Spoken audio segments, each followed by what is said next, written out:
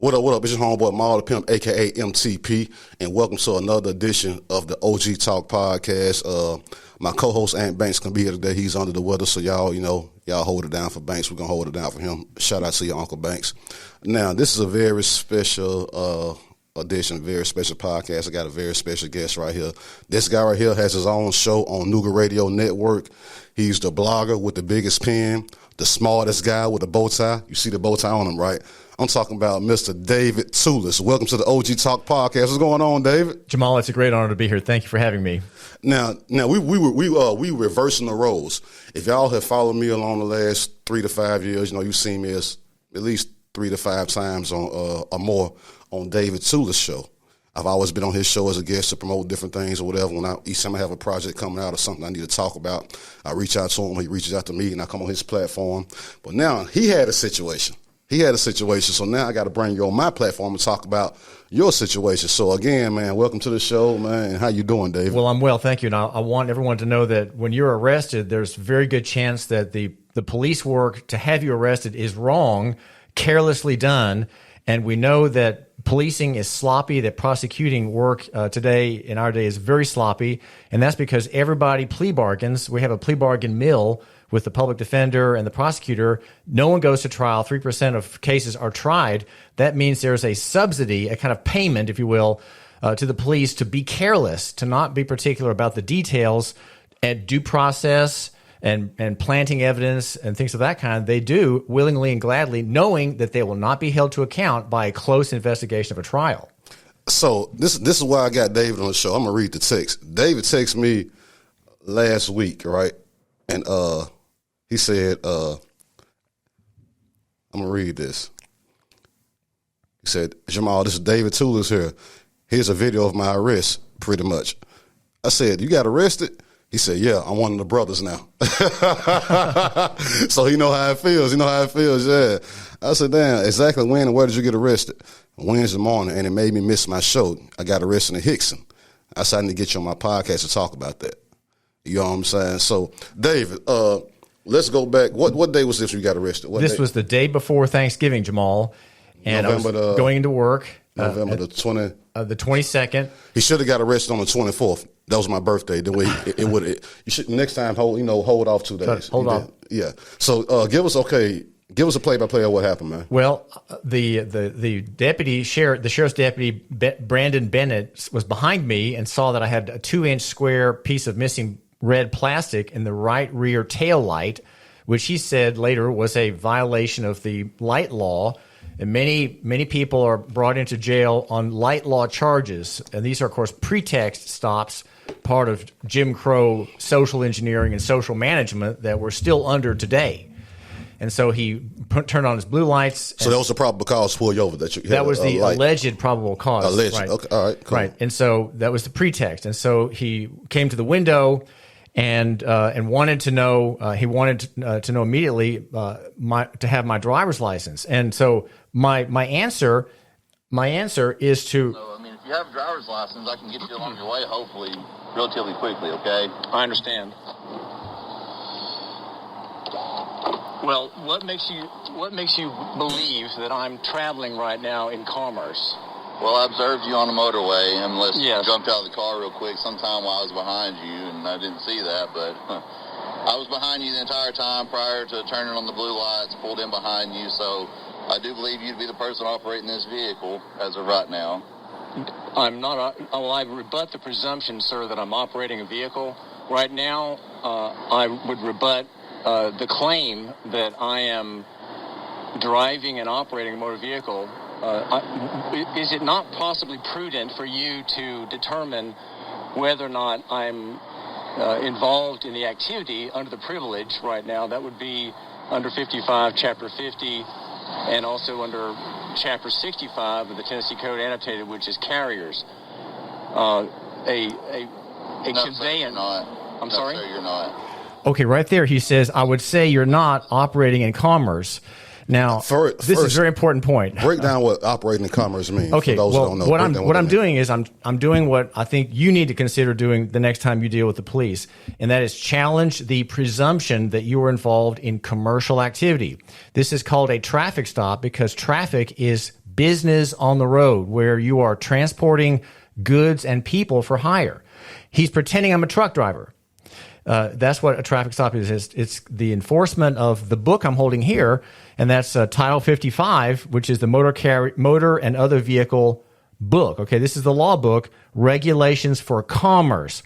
Commerce would be taxi drivers, buses, pole truck haulers of lumber and fallen trees, 18-wheelers, straight body trucks, people who run moving services, people who run dump trucks, concrete mixers. These are all the kind of people who are in commerce. So you're not in commerce, obviously, if you're just a regular pedestrian driving, right? But that's right. I'm a regular American person, freed, right? Abraham Lincoln freed the slaves. I would include myself in that. I'm a free person, a freed person. I'm asserting the right of movement. Now, what that means is I'm moving in my car by my right that is under our Tennessee Constitution, which is a very, very good Constitution, the one with the least defects. And I'm there in my private person. I don't have any goods that I'm carrying. In fact, I asked him, you heard me ask him, do you not think you should look to see if I'm involved in commerce carrying goods or people? And he said, I don't think you are. That right there means that he doesn't have any authority to go any further because I'm not involved in the area of law that he pretends he has authority to regulate, which is to check traffic for safety and taxes. Let me ask you. A lot of stuff you're gonna say, and I don't mean to cut you off, but I'm gonna have to cut you off a few times so where I can kind of let you enlighten or go in on this so the listeners can understand. So what you're trying to say is, since I'm not a truck driver or anything in commerce, you have no right to ask me for my license? That's right. Only troopers have the authority to ask you for your license without probable cause. Only troopers can pull you over and ask to see your driver's license and inspect your car, because troopers, the Tennessee Highway Patrol, are the only body in the law that has the authority to regulate safety regulations and enforce taxes on the road.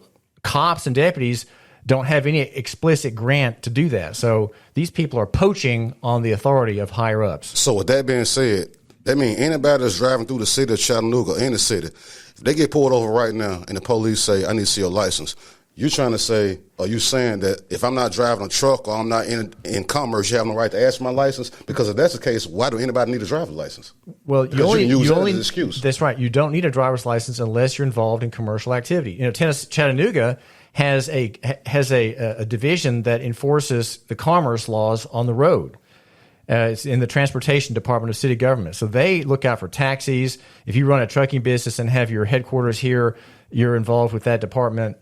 But otherwise, everybody else is free, and they don't have to have a license. But we've all been convinced that we have to have licenses, and this is an enculturated thing. It's a matter of culture since the late 1930s when the driver's license law was passed, that you cannot even get in the car and put foot on the gas pedal unless you have a license.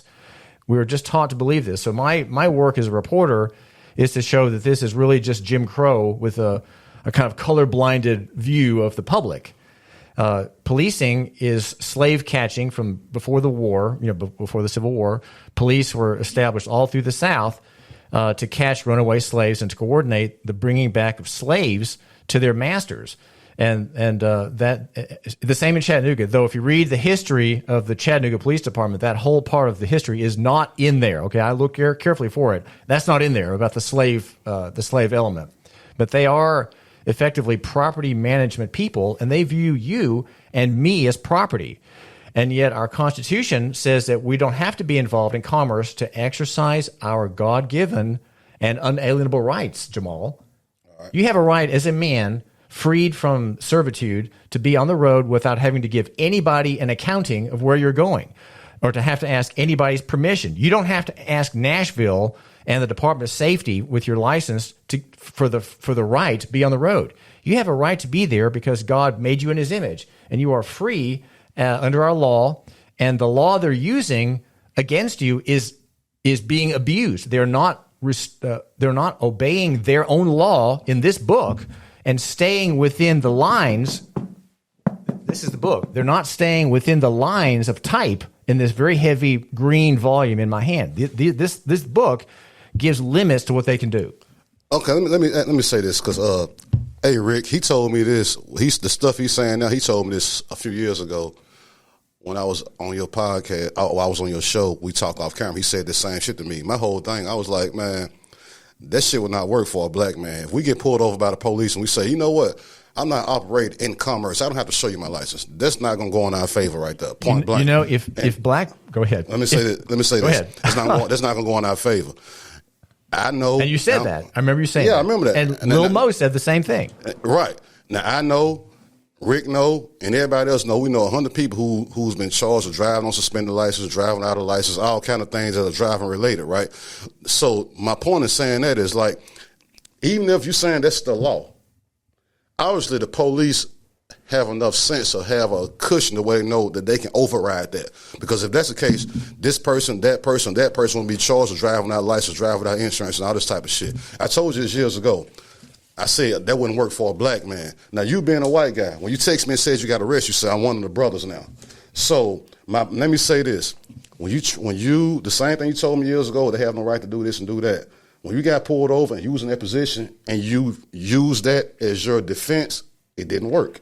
You still went to jail. Oh, Jamal, can I not tell you how glad I am that they arrested me? I made them arrest me. I forced them to arrest me. And do you know why I did that? No, tell me why. Well, how come I didn't ask him to, well, can I please sign a citation? How come I didn't ask him to sign a citation? Why? Well, most of us try not to get arrested. Why did you force him to arrest you? Break that down, please. I now have standing in court. I have standing to sue them, and I certainly plan to pursue action with reform in mind. And the reform I have in mind are on 2 points. Number one, the traffic abuse, the Jim Crow traffic enforcement by the county and the city, right here in the Chattanooga area and across the country. And then number two, warrantless arrest. And I hope you just stay with Jamal's interview here, because we want to talk about when they have to have a warrant to arrest you. This is also a law that they routinely ignore. They routinely ignore it. And I hope we're going to explain to you. I want to tell you without a lot of law stuff. Expound on how they routinely ignore that law. Okay. So talk about. Okay. Without this is not boring and this is not law stuff. But I'm telling you what you need to know. What the law says they have to have. Okay. There are 2 tests to be arrested without a warrant, and this deputy, failed the test. Okay. What's his name? His name is Brandon Bennett, and he is serving Austin Garrett, the sheriff of Hamilton County. Okay. And I did ask him after he'd already committed to injuring me, don't you have to have a warrant? But, I knew he wouldn't have a warrant. I knew he wouldn't get a warrant because this is what all cops do. There's a law there's a law, and here's what the law says. The officer can arrest you without a warrant for a breach of the peace or a public offense or a threatened breach of the peace and in his presence. So there are 2 tests. Is it in his presence? Okay. Right. And then is it a public offense? Okay. Now, a public offense is a certain type of crime. No motor vehicle offense is a public offense. Driving on suspended, driving on revoked, driving without, having a tag that's bad. Having a taillight out, all the pretext stops where cops drag black people and poor people, orphans and widows, aliens and strangers into the jail. These are all pretext stops, and they have to have a warrant. Why? Because the arrest is for an offense that's not a public offense. He can arrest you for a public offense or a breach of the peace threatened. Now, a public offense is a special kind of offense. It's kind of like a breach of the peace. So the traffic crimes are not breaches of the peace. Is anybody offended or shocked when you pass by them, Jamal, in a car with an expired registration? Are they offended or shocked? Yeah. Yeah, because no, they're not. Come on, they are not. They're not offended. Well, no one even knows. No one cares. Oh, I thought you were talking about the police. Okay. No, if I see you have an expired tag, that wouldn't bother me. No, okay. But I'm thinking to myself, you're gonna get pulled over. The police see that shit. But the police may notice, but no one else will. Okay, right. The public offense standard is the second standard that the cop has to meet, and that's the standard they never meet. They never meet the test. Okay, here's the important thing that you need to know. They can arrest you if the crime, the misdemeanor crime, is in the nature of a breach of the peace. That would be a public disorder. Okay, that would be something like a riot. The word is also effray, a disorder. If you have like an abusive argument in the street, drunkenness, waving around a chair, waving around a weapon, bawling at someone, threatening someone, swinging a bat at someone, cursing in public, shouting, creating fear in other people. If you make someone else fear for his personal safety, you're involved in a public offense, and he can arrest you on the spot without a warrant. Okay? But notice now, all the traffic offenses we're talking about here are not public offenses because no one is shocked that you have no license. Right. Okay. Who even knows? There's no shock or uproar or, it's not disturbing good order for me to have a bad taillight, is it? No, it's not. So why did he not let me go to the magistrate, swear out a warrant, and then come and find me and arrest me? Because that's what has to happen. Why do you think he didn't do that? That is what has to happen. He has to get the warrant. So what should have happened was on that morning, he should have said, well, sir, I'm going to conduct an investigation since you are committing a crime by having 2 square inches of plastic missing from your red taillight. That is a crime, and I'm going to make an investigation, and I'm going to swear out a warrant for you, but I'm going to have to let you go for now. So what he has to do then is he has to write a report, find out who I am, make a determination of who I am by whatever means he has, maybe connecting my tag to my wife's name because the car's in her name, and then go down to the jail, write out a complaint, answer questions from the magistrate about this crime, get the magistrate to agree that, yes, this is a crime. And yes, I'm going to sign my name to the warrant, and you have that warrant in your hand, Officer Brandon Bennett. Now you have to go and find Mr. Tullis. He may be going out of town. He may be on his job. He may be visiting friends. He may be out on a report. Do you not realize that arrest might take the whole day, Jamar? Do you think he's going to do that? You think the police, they're not going to do all that shit, man? They're not. They're not going to do that. So what that means is that suddenly, if we can get the law to be enforced, you'll have a 30% to a 60% cut in arrests. And guess what? I have standing to bring that about. Okay. I have standing, and this case is already going on right now, making this argument in Franklin. I'm suing in federal court. I'm suing the former chief justice and a cop and the town of Franklin, in federal court for this very problem, that they arrested me without a warrant. What does Franklin have to do with this? Because I was covering a judicial conference there, and they arrested me because I insisted that they arrest me. Because I was not going to leave. I was not going to walk out. I forced the judges to arrest me, and they did. And now I'm suing them to open up their conferences, but I'm also suing the cop for not getting the warrant. He didn't have probable cause, and I was cleared of the accusation of criminal trespass. That was cleared. No case. There was no probable cause. And now I'm suing him because he didn't get a warrant first. You know, the warrant, Jamal, protects the officers, right? Because they're not doing the arrest on their own authority, right? They get the judge to say, you, Deputy Bennett, you can make this arrest, okay? Right. You have the warrant. But when cops don't have warrants, it's on them. It's on them personally, Jamal. They are personally liable to me. When they arrest me falsely, they are and I'm going after their boats, their guns, their rugs, their sofas. I'm going after their books, their children's toys. I want to take them for a ride in court.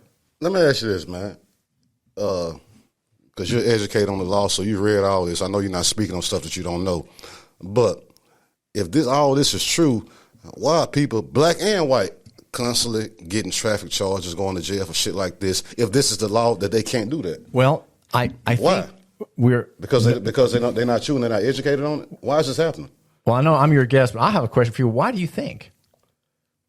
I don't know. That's what I really don't know. That's why I'm asking you. And here go the thing before you answer. When you tried to put the law in his face, he still ignored that and took you to jail.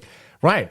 Because I challenged his presumption. I said, "You're making a presumption. I'm challenging your presumption. What are your facts?" He had no facts, and he arrested me with no facts, and he arrested me on his own personal authority.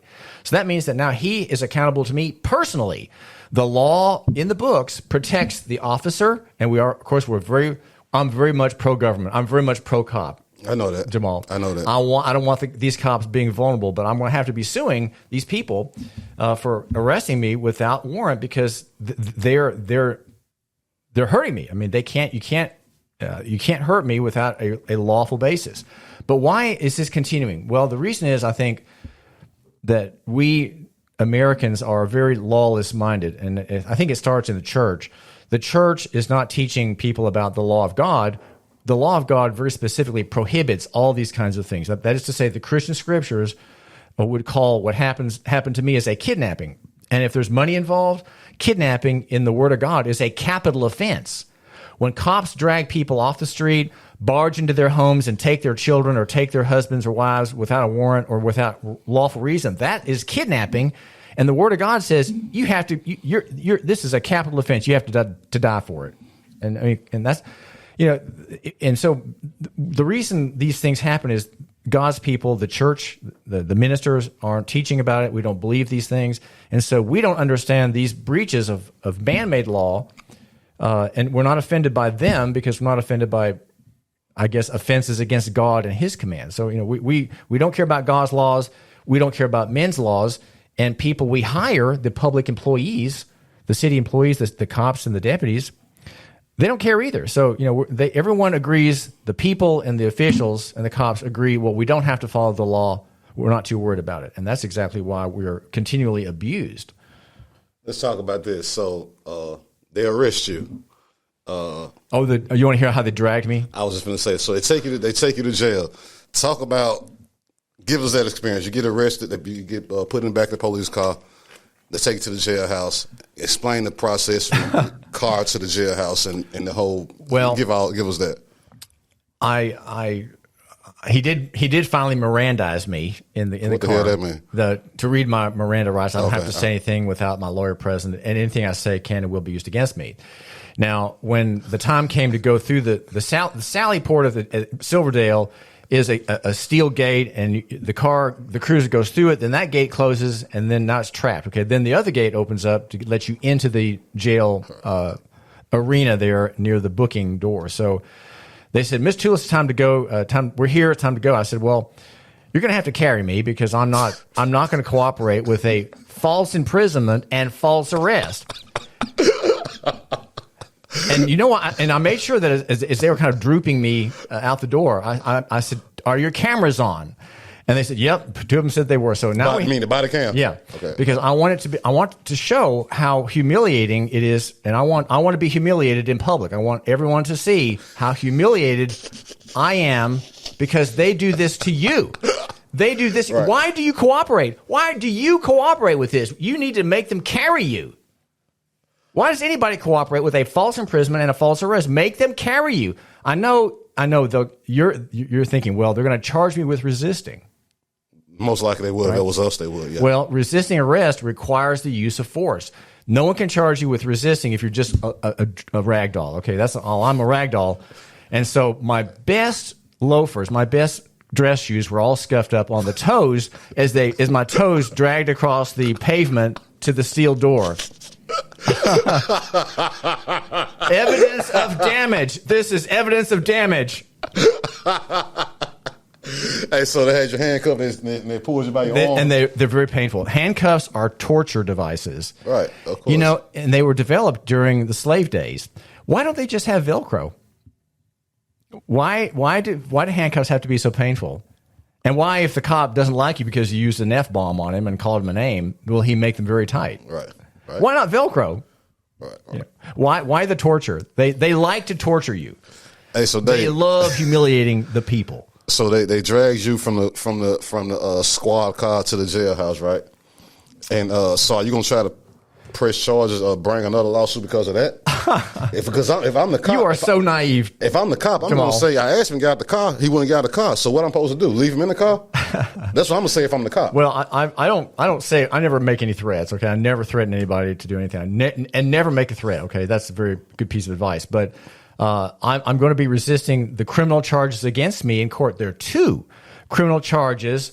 One is light law violation. And how many people do we see in the arrest paper in the jail for light law? That's one. And then the other one is, I think it's failure to exhibit on demand. And that's a statute that says if you have a driver's license, it says the licensee shall show licensee's license to officer to exhibit on demand. Well, the statute is actually talking about troopers in that case, but they're going to charge me with being on my license and not showing the license as required.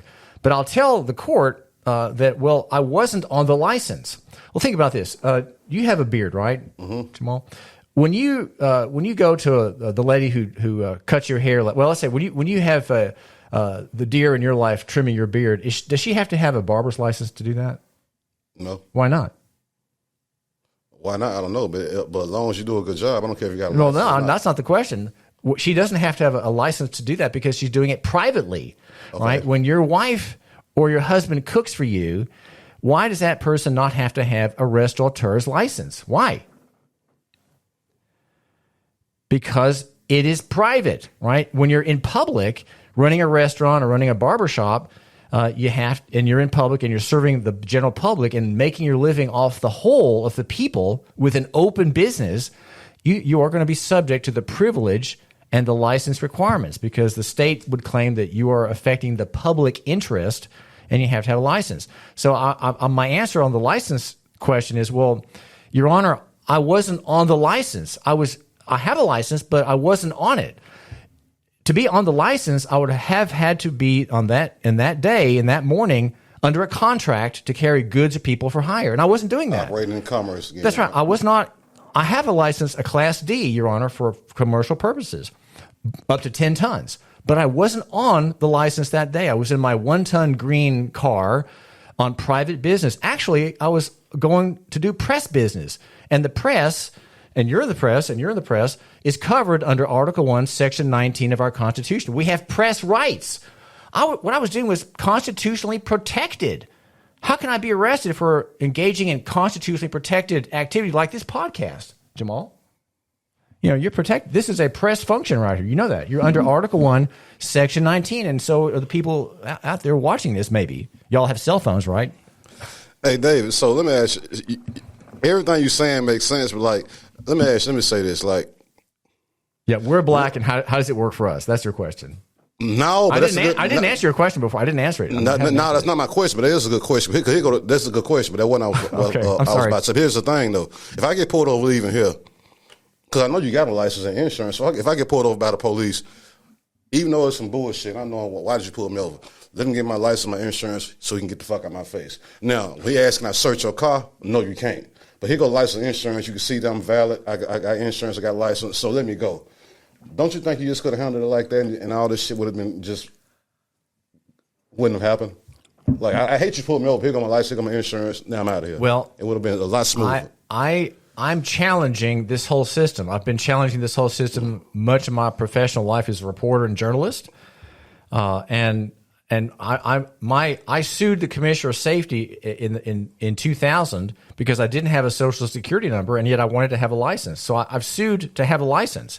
Right now, I'm suing the Commissioner of Revenue because he is defrauding the entire state by enforcing the Tennessee Financial Responsibility Act of 1977, the insurance law, as if we had to have insurance to be on the road, and we don't. So I'm suing as a licensee. I'm suing to have my registration on my old minivan restored because he revoked it when he determined that I didn't have insurance on that car. And of course, I'm too poor. I'm poor. I really am. And I have insurance on one car, but not the other car. So when the other car, the van, lost its insurance because I couldn't afford it, I now lost my tag. Now I'm vulnerable to arrest anytime I use the car. Okay, so I'm suing him to overthrow this whole program, which is a fraud on the public. It's probably $1 billion in revenues to insurance companies that they get from this compulsory insurance scam that they wouldn't otherwise get. We are a voluntary insurance after accident state when it comes to car use and insurance. We are not a mandatory insurance state, and yet the Commissioner of Revenue, his name is David Garagano, pretends that it is. And I'm demanding that this program be stopped, and I'm in court with him. I've been in court since August. But again, I understand that he regulates the commercial area, right? The commercial area that's under the tag. You have to have a tag to be in commerce. If you're carrying goods or people for hire, Jamal, you have to have the tag, you have to have the license, and you have to have the proof of insurance in our current regime. But that's just because that's how they enforce it. But that's not what the law requires. And so my job... So they're breaking the law. That's why I say what? And we agree on this. Your average cop does what? Break the law.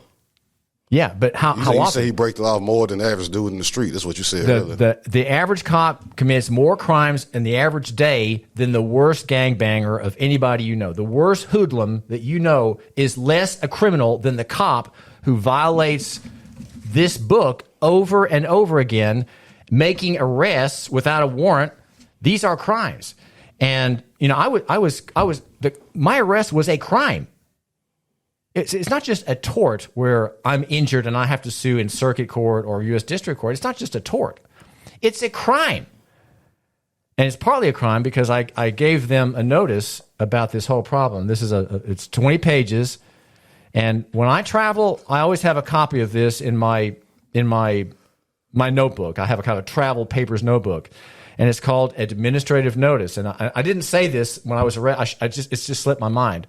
But I should have said, sir, I'm traveling under administrative notice, and I make no statement apart from my lawyer. Because I always tell people to say that and to give them a copy of this document because the city has been served this document, the sheriff has been served this document, and because they have been served, the sheriff particularly, back on March the 2nd, 2018, I now am going to call him to account. How can you have arrested me for a traffic offense without a warrant, and I have a notice on that too? These are crimes. The law is clear. You can't violate these laws, Officer Garrett. You can't violate these laws, Brandon Bennett, deputy. You can't do that. These are crimes.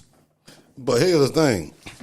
All that is cool, but in my opinion, and I believe what you're saying, but going off what we see day to day, that's not reality. Right? Because the reality is you get pulled over and you don't show your... Let a guy... Especially if you're black. Check this out. So let a guy... Absolutely. With some gold teeth and dreadlocks in his head get pulled over by the police and he say, I'm not showing you my license. I'm driving in commerce. It's going to eventually turn into another... No, but I'm traveling privately. I'm not driving in commerce. However he worded it. Get the words right. However he worded it. But the guy that fits the stereotype. Right. The guy that looks suspicious. Right. He get pulled over. He say some shit like that. And then they go back and forth. It's going to possibly turn into another George Floyd situation. And then let a guy get a guy with license get pulled over, and he has no insurance.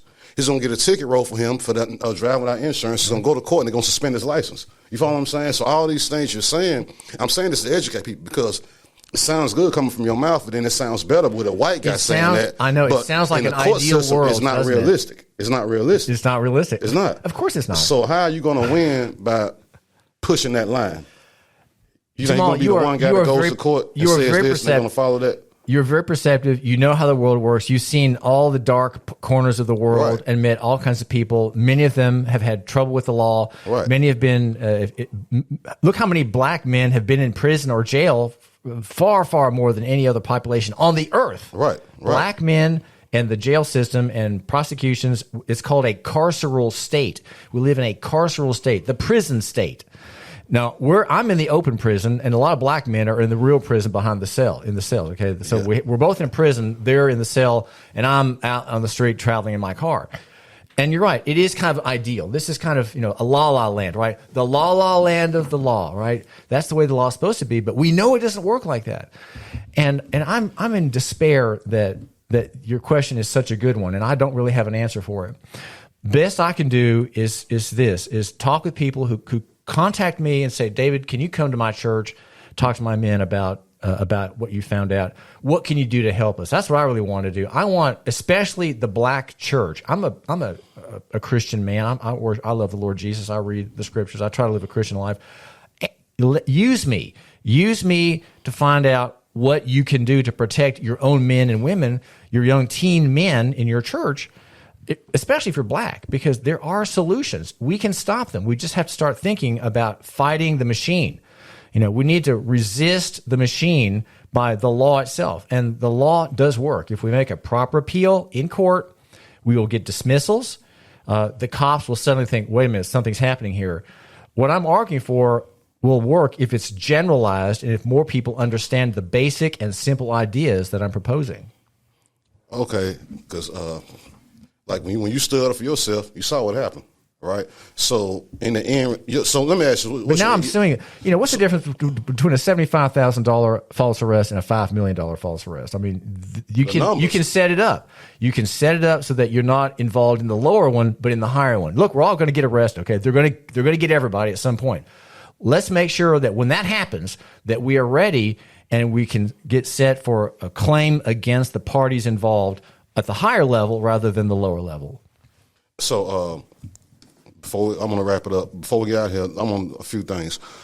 What is your end result? I know you're going to be looking to sue, but your end result for you to be like the guinea pig to show I want to go through this and be an example of, so people down the line don't have to go through this, and then you will know what your rights are and what they are not.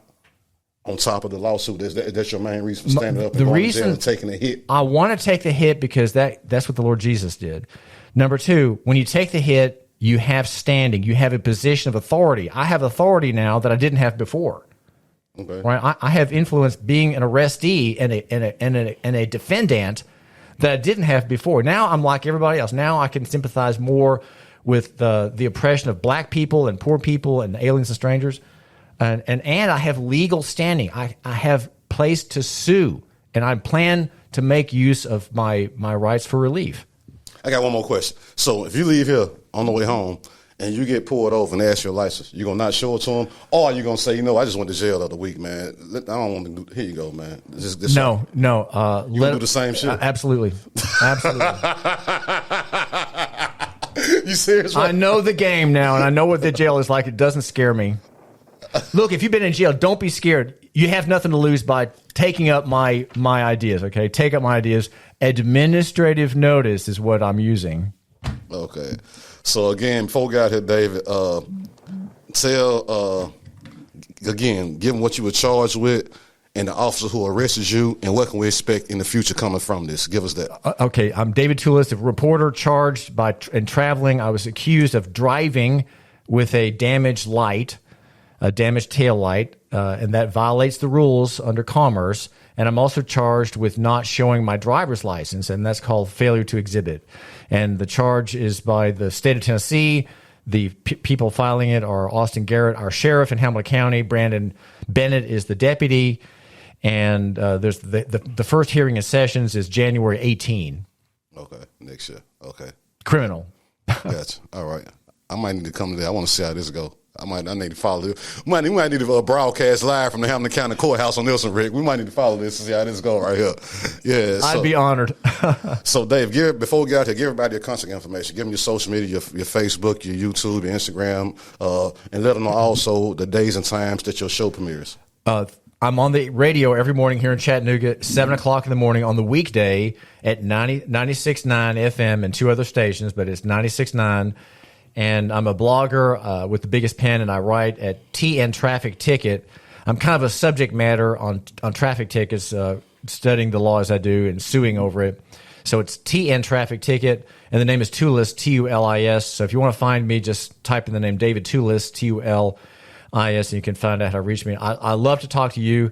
If you have a problem, I love to hear about your problem. That's what people do. They call me, and I hear about their problems, and sometimes I actually solve them. And I'm not a lawyer. I don't practice law, but I don't give legal advice. But I just show people what they can do to help themselves. All right, now the biggest thing is you got to solve your problem. So we're gonna see how that go. Yes, if you solve your problem, we rocking with you. I'm glad to have these problems. I love having these problems, and God has put me here to have these problems on your behalf. All right, man. David Tullis, appreciate it, man. Thank you. Smartest guy with a bow tie. Thank you, Jamal. Man. Thank you. Again, that was another episode of the OG Talk Podcast. It's your homeboy, Maul the Pimp, a.k.a. MCP. Holding it down for my co-host, Uncle Banks.